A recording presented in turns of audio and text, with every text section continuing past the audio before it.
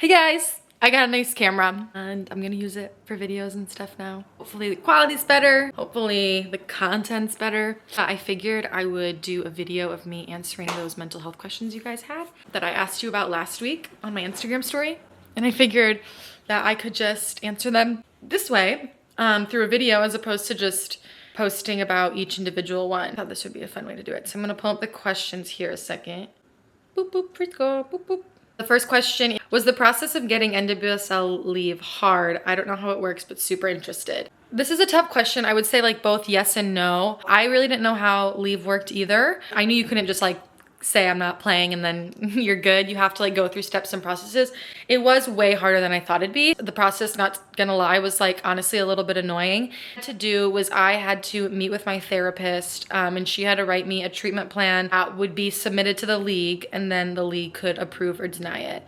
And basically my therapist did that. I've had this therapist for 5 years. She knows me so well, inside and out, knows what I need. And basically the league kind of came back and was like, we don't like this treatment plan, so I would suggest getting a second opinion because verbiage in here isn't right. They can't tell me to go get a second opinion. And so instead of just submitting it anyway and then having them deny it, I went and got the second opinion they wanted, make sure the wording was right in that second opinion I had.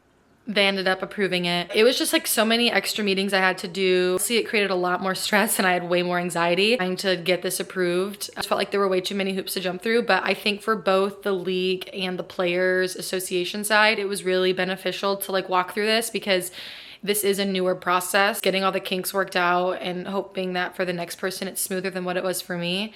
That was my hope coming out of this. We made it through, we got it approved. How does the NWSL support player mental health and do you think it's enough?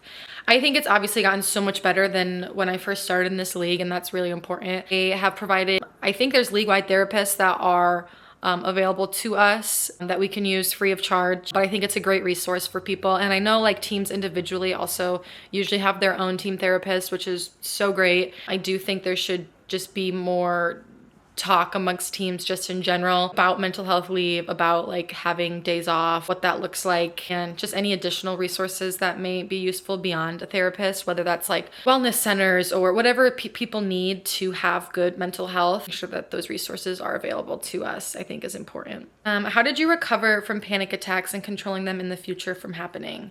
I think as I just got older and more experienced as a player, I learned more about like what was real and what was not, because obviously anxiety comes from, you know, the past or the future. It's never in the present moment. And I think as time has gone on, I've realized that like I have a panic attack of grounding myself and being like, this is not reality. This is not what's happening right now. And I think using that mindset helped me. Your mind's just going a million miles a minute and you're freaking out and you don't know what's going on. Just being able to be like, that's not reality. I'm in this moment.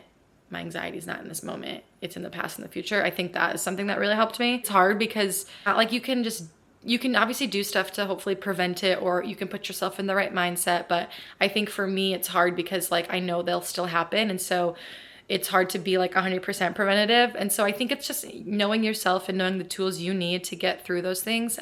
For me, a lot of it is just positive affirmations. At least that's what I'm learning right now. Phrases that I can use like, I belong here. Purpose isn't in soccer, you know, like just things like that really help me see the whole perspective of life and like how this one tiny moment is not defining me.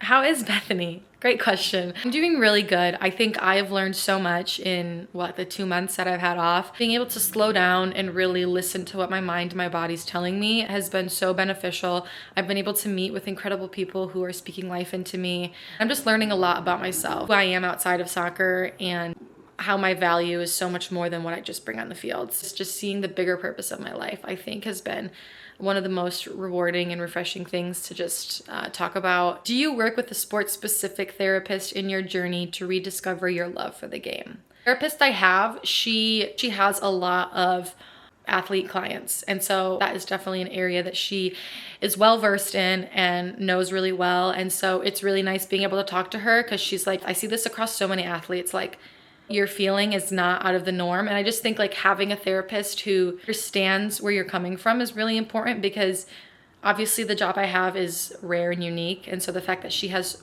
many people that come to her that are in the same sphere, I think not only helps us, but helps her in a way, you know, because she's able to just identify similarities across athletes. What's your favorite non-practitioner, non-textbook book on mental health? I just read What Happened to You. Recently read It Didn't Start With You. So that's all about how like the trauma in your life and how you're feeling is so much of how like your parents were raised and the trauma that they had, and it kind of just goes generation back. So love Good Morning Monster, which is just a therapist sharing 5 of her clients' stories. It's really beautiful and heartbreaking. Thanks guys so much for letting me share just a little bit about mental health. Thank you so much for your questions. I hope to be doing this throughout the rest of the month. So if you have any questions, feel free to DM me or shoot me a message. I would love to answer them.